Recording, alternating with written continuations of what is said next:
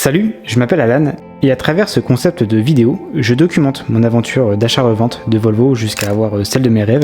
Et dans le premier épisode, j'ai acheté une Volvo S60 2 litres 4 diesel de 163 chevaux pour seulement 1350 € dans l'optique de gagner de l'argent. Et pour ça, je l'ai réparée, nettoyée et lustrée avant que finalement ce soit mon père qui la rachète, avec une perte sèche de mon côté de moins 63 €. Alors avec cet épisode 2, je compte bien me rattraper avec une voiture qui se trouve aux Pays-Bas, et vous allez le voir, j'ai déniché une motorisation quasi introuvable en France qui peut me rapporter un joli bénéfice pour atteindre mon objectif. On se retrouve aux Pays-Bas, à Volvega exactement, chez un revendeur avec qui je collabore de plus en plus dans le cadre de Spaceball Garage, mon entreprise d'importation de Volvo. Et alors qu'il m'envoyait des images sur WhatsApp d'un Volvo XC70 pour l'un de mes clients, il y avait un truc qui traînait dans le fond.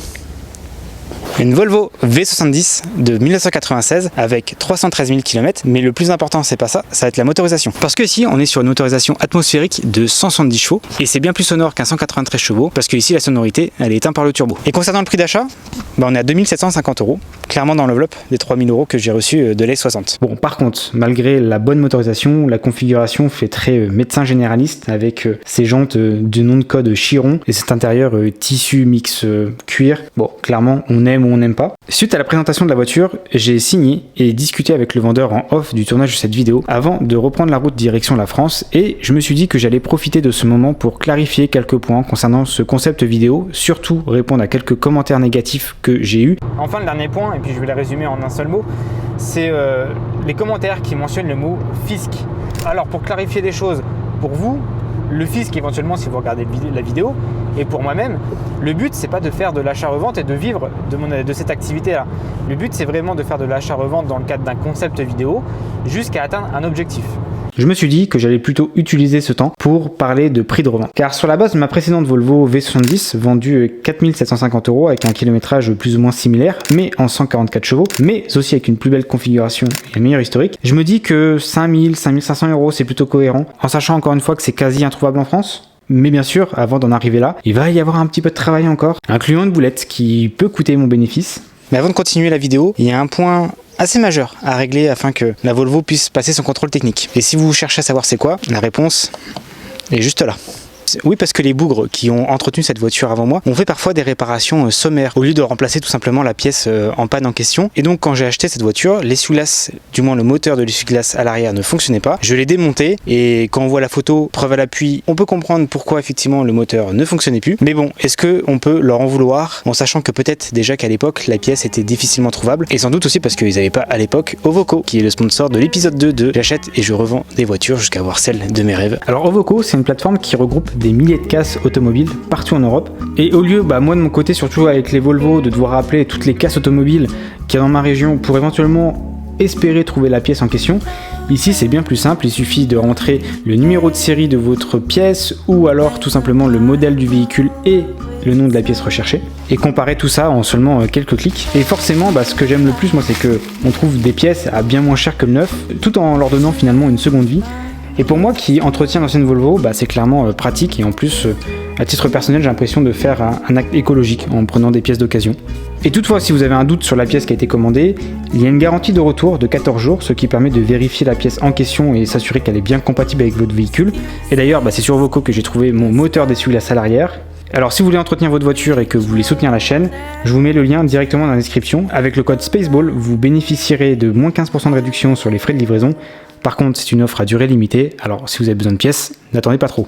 Bon, du coup, on se retrouve encore chez Taïn, avec un très beau sol qu'il a fait grâce à des dalles de chez Leroy Merlin.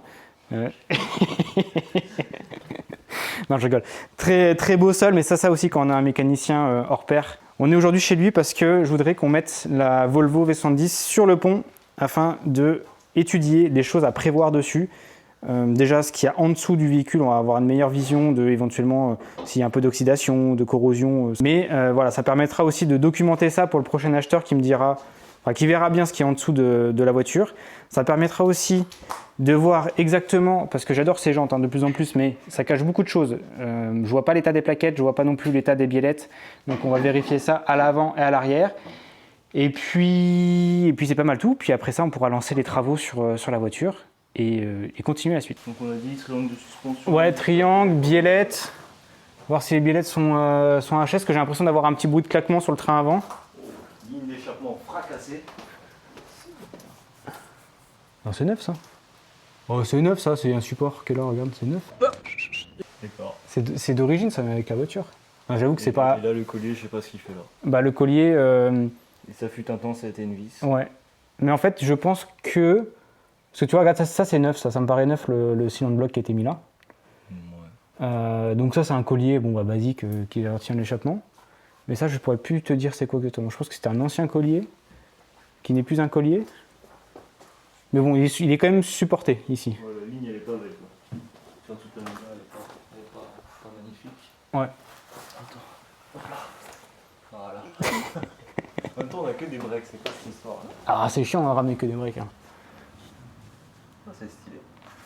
Petit Non. collecteur tubulaire. Et on fait ça bien, voilà. Normalement c'est un moteur qui est très sec, qui fuit pas beaucoup. Un cardan incassable. Ah ouais probablement. C'est bien branlé. Et après ouais, c'est le même système que un peu que le XC70 et tout ça. Ouais, ça change pas des masses. Hein. Ouais. Le système du train avant là-dessus sur les 5 cylindres c'est assez identique. Bah, c'est qu'ils ont bien fait leur travail de base avec les premières générations, donc ils ont juste à reprendre et puis améliorer ça. T'en penses quoi de ces jantes? C'est moche. Ok, super. Non, trop moderne à mon humble goût. Je suis pas fan du design, il n'y a pas de déport. C'est pas les plus belles jantes qu'il y avait à cette époque-là sur les Volvo. Sans saveur. Ça, je te confirme. Mais je trouve que ça va bien avec le style des années 90. Ça fait un peu... ouais, un peu trader de Wall Street, tu vois, mais discret. Bah, lui, il a acheté des... Alors... oh, bah les plaquettes, il reste bien ce qu'il faut, hein, encore. Il y a moitié de vie, on va dire. Ah ouais. Bon, on va voir à quoi elles ressemblent. Ah, j'aurais dû les ramener, je suis con. Que tu puisses comparer, parce que je les avais à la maison en plus. Mais là, tu le ferais, là, entre nous, pour la vente, pour le contrôle technique. Tu connais la technique, la discus. Oui, ça je connais, ouais, mais... Ils sont neufs, les disques, hein. Neufs. J'hésite, tu vois, parce que vraiment, tu vois, j'ai pas non plus envie de mettre des 1000 et des 100 dans le... Et ceux des XC70 ou d'autres que tu as démontés avant? Ah, la S60, je les ai pas gardés, je les ai jetés. Je suis allé à la déchetterie en plus en début de semaine. Non, parce que là, tu penses que au contrôle technique, ça va être... Je suis pas contrôleur technique, donc je saurais pas te dire. Bah, en tant que mécanicien. Mécanicien, je suis pas mécanicien, je saurais pas te dire. En tant que soudeur.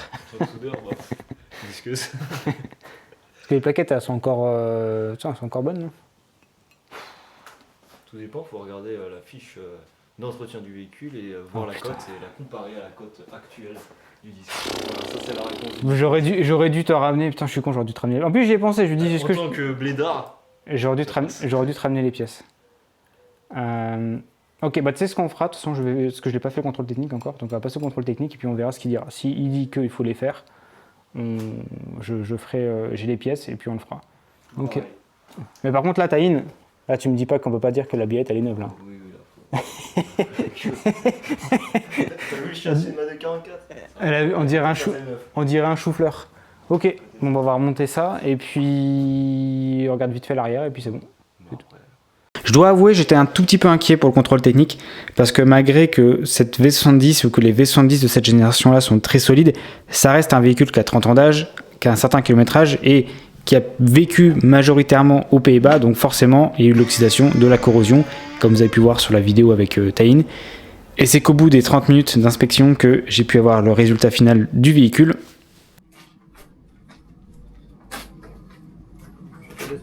Monsieur ? Oui, bien sûr. Bon verdict à passe. Non. Bon, Non. Allez-y. Hop. C'est pas le bout du monde. Bon, corrosion arrière gauche au niveau effectivement du berceau, le tuyau d'échappement et puis support moteur que je changerai pour le coup. Alors on lance les hostilités d'abord avec la mécanique en changeant la billette côté gauche qui était clairement en fin de vie. Bon, je pense qu'il n'y a pas photo. Il n'y a pas besoin de schéma ni de dessin. En parallèle, Allopneu est venu installer 4 nouveaux pneus en lieu et place de ceux hiver qui étaient déjà à bout de souffle et de toute façon qui n'étaient pas adaptés aux conditions estivales. Aussi, je m'attaque à la cour d'accessoires et son tendeur qui, chez les Néerlandais, n'est jamais changé. Assez bizarrement, ils font toujours les courroies de distribution, mais sur le chemin, ils font pas la courroie accessoire, et celle-ci était clairement en fin de vie pour la courroie, et surtout pour le tendeur que j'entendais depuis l'habitacle.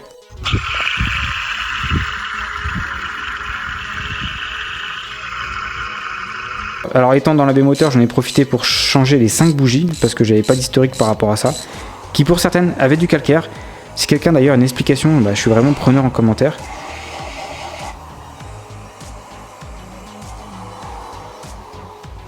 Ah oui, j'ai changé aussi le filtre habitacle sur le chemin. On dirait que personne ne semble respecter ce truc, vu l'état dans lequel je les récupère à chaque fois. Alors j'ai une petite question pour les garages, ou les gens qui font leur propre révision. Vous avez quoi contre le filtre habitacle ?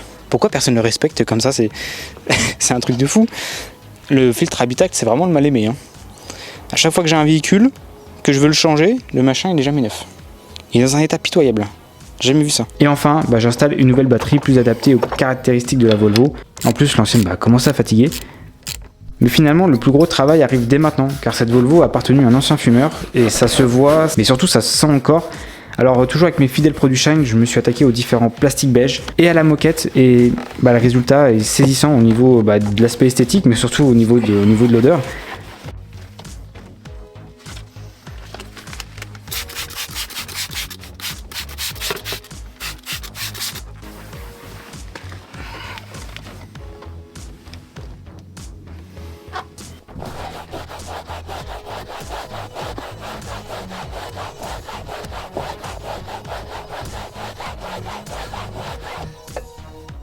Par contre, j'ai voulu faire aussi le ciel de toit parce que forcément, qui dit fumeur dit trace noire au plafonnier.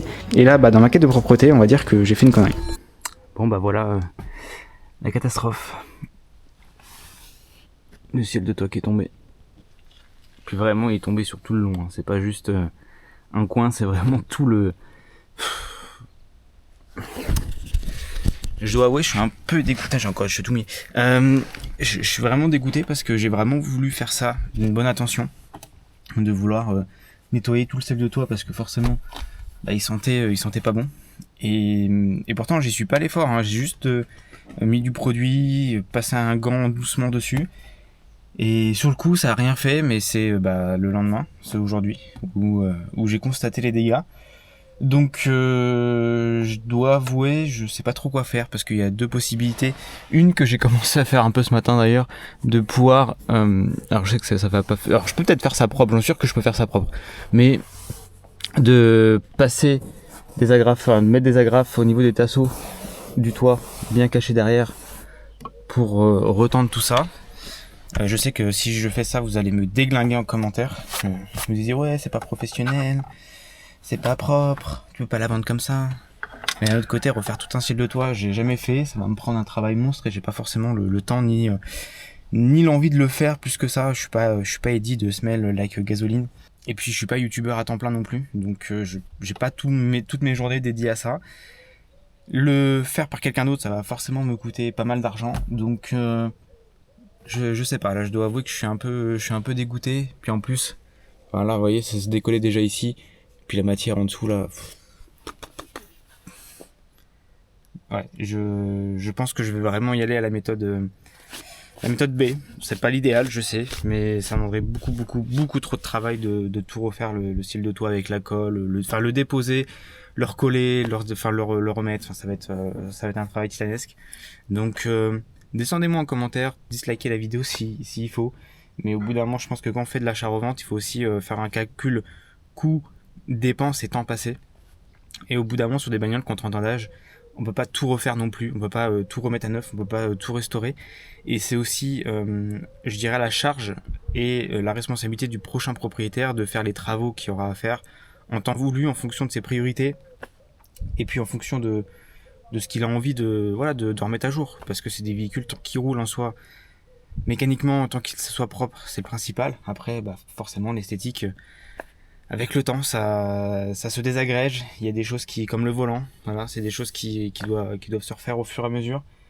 Mais je peux pas non plus restaurer toute la voiture, sinon en fait, le concept il fonctionnerait pas. Et je pense que le plus important étant de revendre un véhicule qui fonctionne mécaniquement correctement, qui soit sain. Et après, tout ce qui est esthétique, c'est de l'esthétique. Donc Alors en attendant de réfléchir à ce que je vais faire concrètement avec ce style de toit, je plonge ma frustration dans la préparation extérieure de cette Volvo. Mais cette fois-ci, la carrosserie est plutôt propre et puis en plus il y a des signes qui me disent qu'elle a déjà été polichée. Du coup je décide simplement de la décontaminer avec un décontaminant ferreux, puis la mousse active. Je passe bien sûr un shampoing déparaffiné avant de lui appliquer un shampoing carrosserie.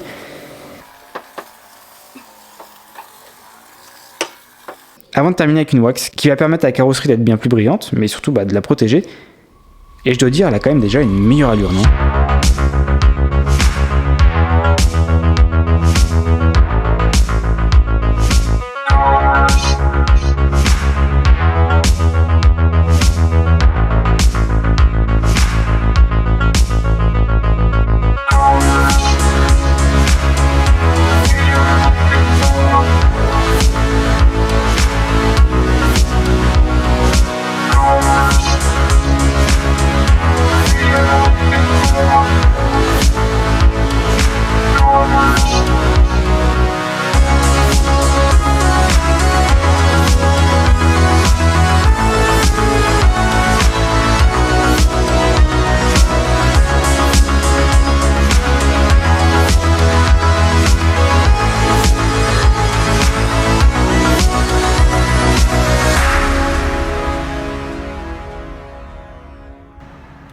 Dans l'automobile, il y a deux types de motorisation.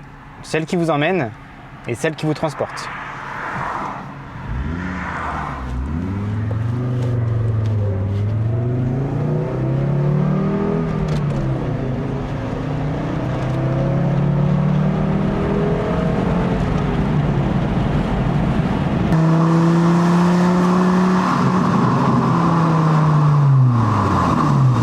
Et je trouve que dans le cas présent de la motorisation 170 chevaux, au-delà de sa forcément mélodie qui est très agréable du 5 cylindres atmosphérique, je trouve qu'on est sur une bonne polyvalence entre le couple qui est suffisant pour les accélérations, pour dépasser, pour entrevoir de très longs trajets, entre autres sur autoroute, et puis en même temps la consommation qui reste plutôt encore une fois raisonnable quand on est au régulateur à 90, 110 ou même voire 120. C'est pas une motorisation qui va vous consommer 15 litres au 100, hormis si vous faites que de la ville au quotidien, mais de manière générale c'est une voiture qui se délie très facilement. Pourtant, et malgré ses qualités, et comme je disais en introduction de vidéo, c'est une motorisation qui est vraiment pas courante à trouver sur le marché. Alors j'ai pas le volume exact pour être tout à fait honnête et transparent.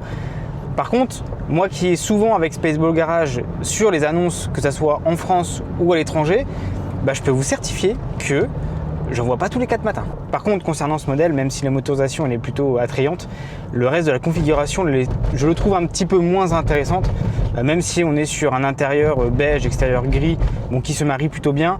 En soi, elle n'a pas énormément non plus d'équipement, elle n'a pas le cuir, elle n'a pas les sièges électriques, elle n'a pas les sièges chauffants, elle a la basique régulateur de vitesse et OBD, mais c'est tout quoi, c'est la base de ce qu'on pouvait avoir sur un V70. Alors moi de mon côté, j'ai fait ce que j'ai pu dans la mesure de mes compétences et de mon temps disponible afin de sortir cette vidéo assez rapidement pour améliorer certains points esthétiques, mais surtout mécaniques du véhicule.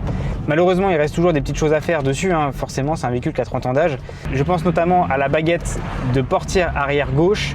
Je pense aussi au régulateur de vitesse qui ne fonctionne pas. Il faut aussi absolument que je refasse le volant pour la vente et installer un autoradio d'origine que m'a donné le vendeur, un SC805, afin qu'on puisse retrouver un véhicule purement d'origine. Et pour le ciel de toit, je laisserai le soin au prochain propriétaire de s'en occuper ou non à sa guise. Mais encore une fois, je ne peux pas non plus tout refaire dans la voiture. Il faut que je fasse des choix et celui-ci...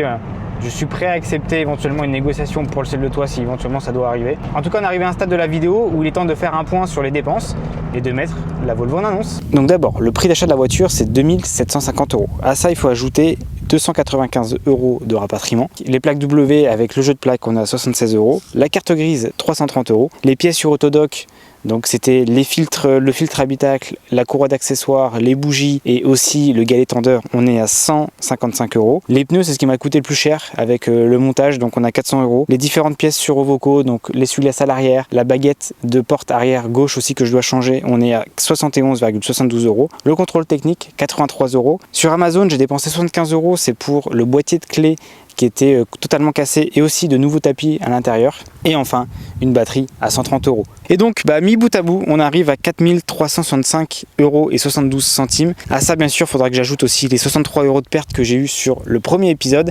Et bien sûr, il faudra espérer que je puisse la vendre au prix souhaité, qui serait de 4590 €. D'ailleurs, pour les curieux qui veulent retrouver l'annonce de cette Volvo V70, ça se passera directement sur la page Facebook de Spaceball Garage. Je laisse un lien en description de cette vidéo. Et si toutefois, j'arrive pas à la vendre ici, ça ira directement sur le bon coin. Ce n'est clairement pas ma plateforme préférée. J'ai pas envie de perdre du temps avec des gens qui envoient des messages juste pour envoyer des messages. Mais si j'ai pas le choix, j'aurai pas le choix. Et pour connaître le bénéfice exact, il faudra alors attendre le prochain épisode. Et donc on arrive à la fin de cet épisode numéro 2 où je fais de l'achat-revente de Volvo jusqu'à avoir celle de mes rêves. Je remercie énormément toutes les personnes qui m'ont laissé des commentaires bienveillants sur le premier épisode. Merci beaucoup pour votre présence, merci pour les likes, merci pour les commentaires, merci pour les boosts que vous avez laissés. Et enfin, je voudrais remercier aux vocaux qui m'ont soutenu financièrement sur l'épisode numéro 2.